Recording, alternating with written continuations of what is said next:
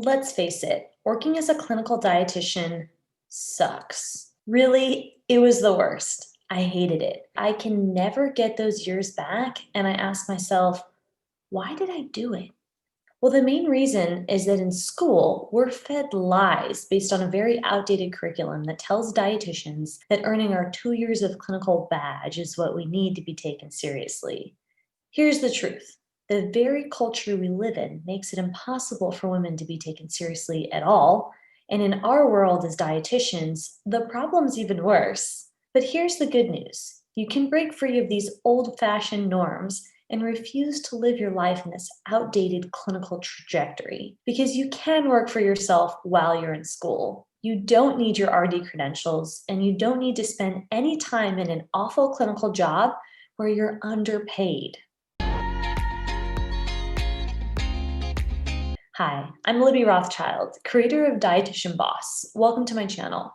My program empowers dietitians and nutritionists just like you to create private practices from scratch using proven processes and social media strategies that work. I help dietitians escape and even skip clinical so you can start using your degree and help consumers achieve health as they define it. In today's video, I want to share my own experience to inspire you to stop working as an underappreciated, underpaid clinical dietitian. I've worked with thousands of practitioners, and what I've learned is that the experience that I had working clinical are experienced by thousands of dietitians around the world who found my Dietitian Boss program and came to work with me. Now, I realize I'm not the only woman who hated clinical, and you know what?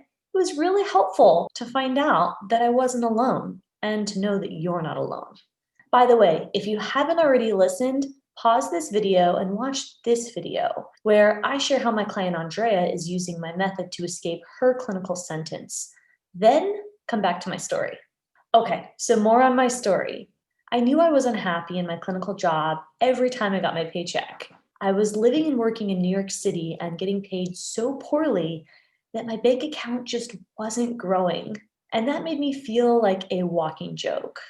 I have a master's degree in clinical nutrition from New York University, and this was it. My confidence was shot. I sank into my desk in my windowless clinical office and didn't even know where to turn or where I belonged. I remember one morning drinking my coffee and asking myself, how did I get here?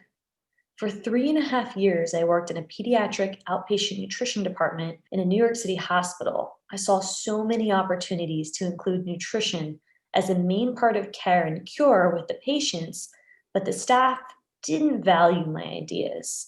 I felt belittled and pretty crappy. I really thought about my predicament a lot, and it became clear that if I wasn't going to be respected by my boss and the rest of the staff, that I had to take matters into my own hands. So first, I decided to work within the system, and I booked a meeting with management. I asked them how I could increase referrals from pediatricians to the nutrition department. To my surprise, this question was met with anger. Also, I didn't get a clear answer on why that request was such a problem, and that frustrated me. My job was to advocate for patients, but management didn't agree, and that was disconcerting. I asked myself, am I missing something? Now, I knew that in every business, money was involved, although in hindsight, I didn't really understand how much. I also was clear that reimbursement played a role in terms of how nutrition is perceived with the interdisciplinary department. So I asked, how much does the hospital get reimbursed for a nutrition visit? And management replied that they didn't know. So I asked a second question, what happens if I don't meet my outpatient quota? So I had to see 8 patients a day. And their answer was like, just meet it.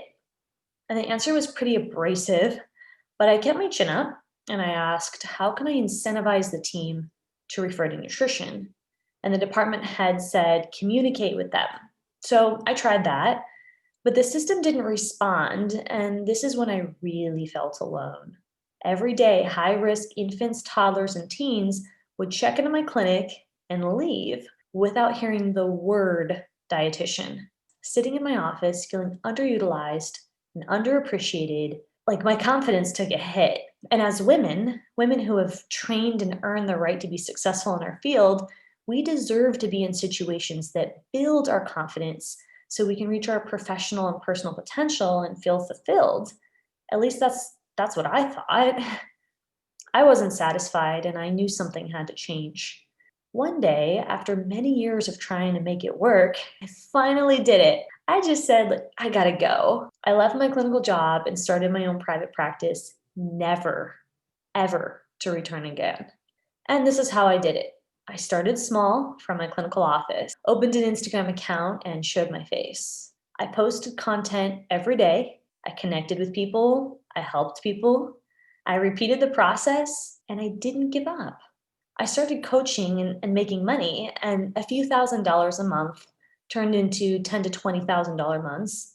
And I left my clinical job never to sit in a miserable, windowless office again. Now, I want to help you become your own boss. And I know you can because I did it. Whether you want to escape clinical like me or skip clinical altogether like some of my clients, you can do it. And my method shows you how. Watch this video to get started on increasing your confidence and planning for your escape. You'll find that myth of the 2 years in clinical is just that, a myth, and one that you no longer need to believe in.